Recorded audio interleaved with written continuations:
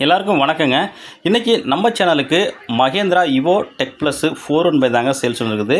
Model பார்த்தீங்கன்னா உங்களுக்கு 2022 மாடலுங்க. ஓனர் பார்த்தீங்கன்னா உங்களுக்கு சிங்கிள் ஓனருங்க. ஹெச்பி உங்களுக்கு 42 ஹெச்பி கேட்டகிரிங்க. ஸ்டியரிங்கு பவர் ஸ்டியரிங்கோட வருங்க.